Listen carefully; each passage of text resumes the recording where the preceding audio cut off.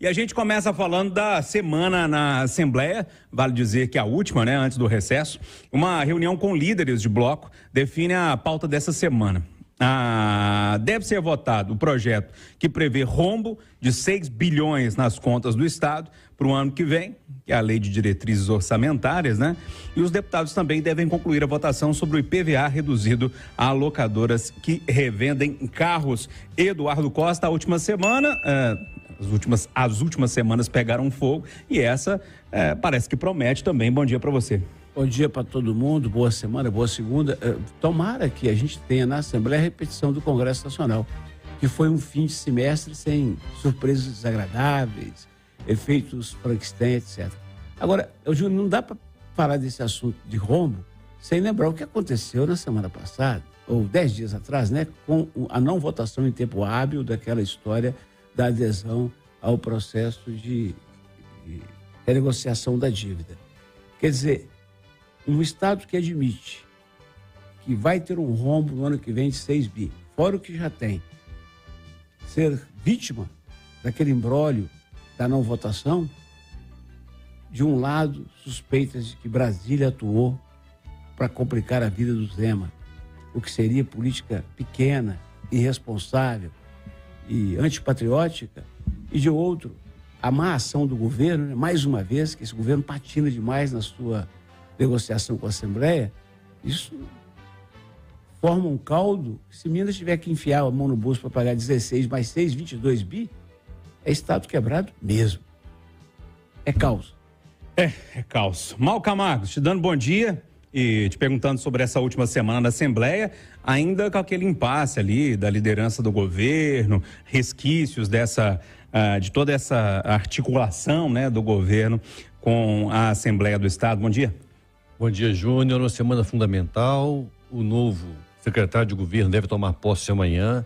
Ainda tem que se indicar o novo líder de governo, ou seja, a articulação na Assembleia continua desarticulada.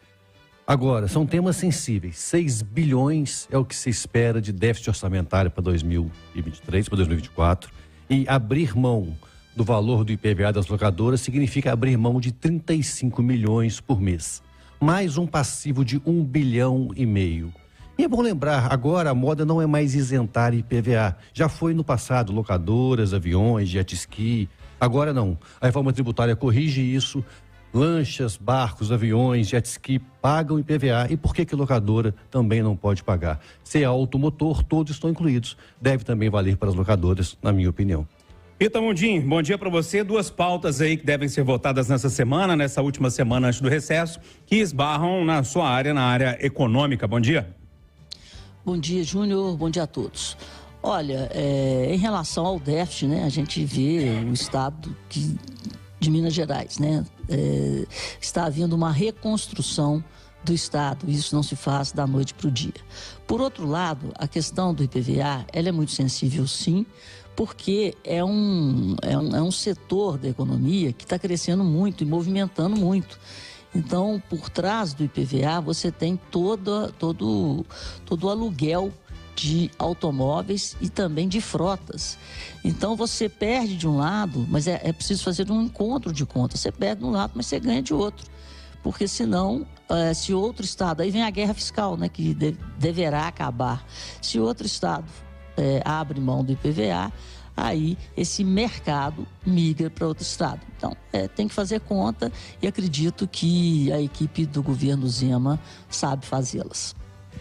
Silvana Lobo, te dando bom dia e te perguntando aí sobre essa última semana política lá na Assembleia, tanto na questão do orçamento e também com essa votação do IPVA sendo reduzido para locadoras que revendem também carros. Bom dia para você, seja bem-vinda mais uma vez. Bom dia, Júnior, bom dia para todo mundo. O que eu imagino e penso sobre isso é o seguinte, acho uma coisa incrível, e é óbvio, a gente sabe que questão de economia funciona assim mesmo. Mas eu acho incrível ficar pensando assim, esse ano eu vou terminar o ano devendo 60 mil reais. Como é que dorme pensando nisso? Que você vai chegar no final do ano e que você vai fechar no vermelho de 6 bilhões de reais. Para mim isso é um negócio inimaginável. Entendo, a máquina toda não é simples, não é simplória, se fosse estava tudo resolvido. Mas eu acho que é um negócio sem sentido. E aí, quando você pensa que você vai votar isso, e aí, bom, também é a época prevista na Constituição, é essa mesmo, antes do recesso. Mas acho incrível, porque isso tudo fica pro finalzinho do apagar das luzes, né? E aí há aquela necessidade de fazer todo um acordo dentro da Assembleia, e a gente viu que o Congresso Nacional, de um jeito ou de outro, eles ajeitaram lá, inclusive com uma festinha na sexta-feira à noite, todo mundo tomando um uísque, tranquilo. Uísque do bom, né, Silvio? Eu tenho pra mim que nós tomamos ferro, né? Toda vez que eles estão comemorando alguma coisa, o povo se lasca, né? E agora? E aí, em contrapartida, é o que o Malco falou. Se você tá todo fulminado, quase que eu falei, se você tá todo lascado, devendo 6 bilhões, 35 milhões de PVA não é importante, não? Será que precisa isentar tudo? Será que não pode ser um pouquinho menos e etc e tal? Eu pago meu IPVA, eu tenho raiva, parece que eu tenho um amante, porque o IPVA é um custo fabuloso do veículo da gente. Não sei não, eu acho que esse trem tá tudo errado, sabe? Vamos virar essa página aqui então. Olha, o primeiro dia útil com as passagens de ônibus de Belo Horizonte voltando a custar R$ 4,50, tem a promessa da Prefeitura da capital de acrescentar 185 viagens em 62 linhas. Essa é uma das medidas que fazem parte do acordo com as empresas. Em contrapartida, a ajuda financeira de 512 milhões de reais. Mas, Eduardo Costa, mais uma vez eu vou bater nessa tecla, hein? Será mesmo que a Prefeitura vai conseguir fiscalizar de fato? Será que a Prefeitura vai conseguir mesmo colocar mais viagens de fato? Será mesmo que a Prefeitura vai conseguir fiscalizar esses ônibus que estão rodando todos quebrados aí para lá e para cá? Será mesmo que dessa vez a gente vai ter uma solução, ou pelo menos um caminho de solução para o transporte coletivo de Belo Horizonte? Olha, eu quero atuar aqui como bombeiro e apagar o incêndio do Conversa de Redação para não se tornar um muro de lamentações. Porque se a gente também não tiver um tiquinho de parcimônia, a gente acha que está tudo errado.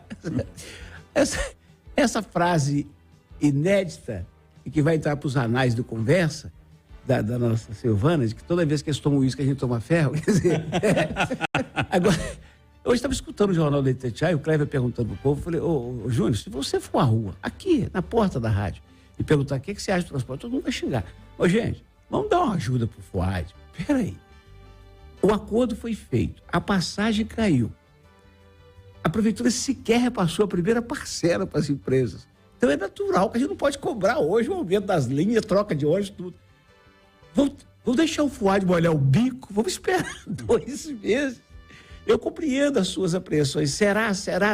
Aí eu te pergunto, Júlio, será que a gente pode esperar 2 meses? Eu sei que é pedir muito, mas vamos esperar. Eu acho que é pedir muito, assim, para quem pega ônibus todo dia, Silvana, eu acho que não dá para esperar mais. Não, vai levar um tempinho para isso. Agora, mais do que a prefeitura, eu acho que a população grita, mas é gritar mesmo. Levar isso ao conhecimento da prefeitura, levar ao conhecimento do Ministério Público. Nós sabemos que tem vários municípios que fazem isso, né? Que subsidiam as passagens de ônibus. Tem lugar, inclusive, que é gratuito. Nós sabemos que numa capital do tamanho de Belo Horizonte isso não é nem viável, não dá para fazer. Mas foi muito importante isso, esse retorno das passagens. Eu acho que onera menos o trabalhador, onera menos o que emprega, o empregador também.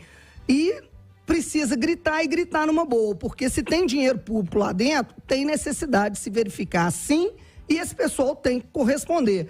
Os ônibus estão pegando fogo todo dia. Quando o Eduardo falou que ia ser bombeiro, eu achei que ele ia pagar literalmente os ônibus, porque todo dia tem um ônibus pegando fogo. Quer dizer, isso é manutenção ruim, né? A gente vê muito acidente de ônibus caindo, pedaço de porta, cai pneu careca, nem é careca mais, né? Não dá para fazer em plancha, não dá para nada. Não. Coisas absurdas que a gente vê. Então nós esperamos sim que a população tenha uma condição melhor para poder ir sentado quem precisa ir sentado, para não ir dentro da lata de sardinha quem esteja em pé e para que tenha intervalos menores. É absurdo ficar aquele pessoal horas e horas e horas esperando para chegar. Você não pode sair de casa 3 horas da manhã para chegar no emprego às 7. Tem que ter ônibus que tenha condições para isso.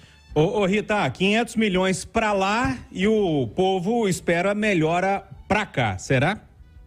Pois é, Júnior, isso é muito sério, porque se deixaram a coisa ficar um caos tão grande no transporte público que a gente tem que ficar esperto com isso.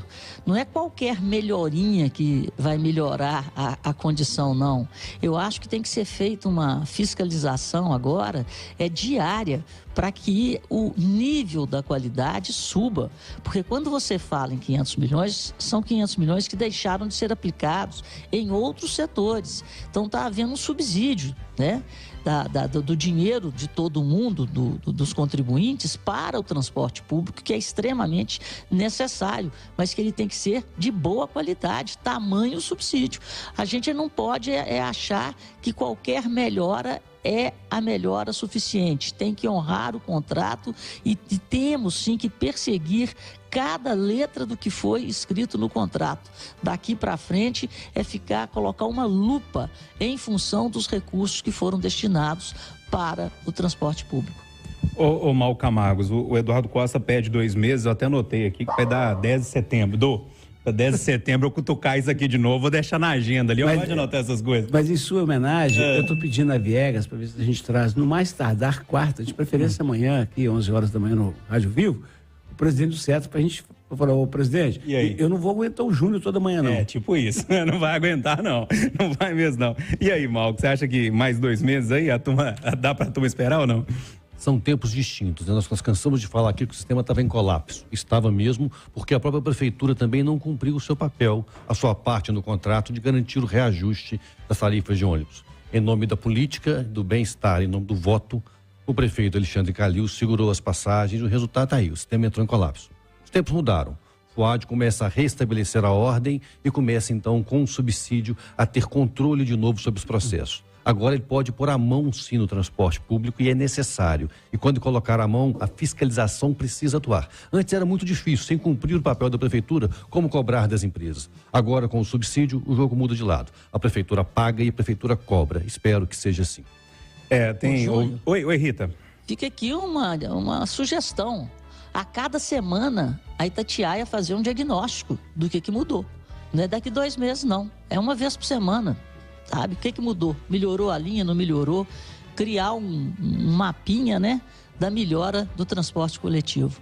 Boa sugestão. Tem alguns ouvintes que gostam de fazer conta. Um deles mandou aqui para mim assim, ó.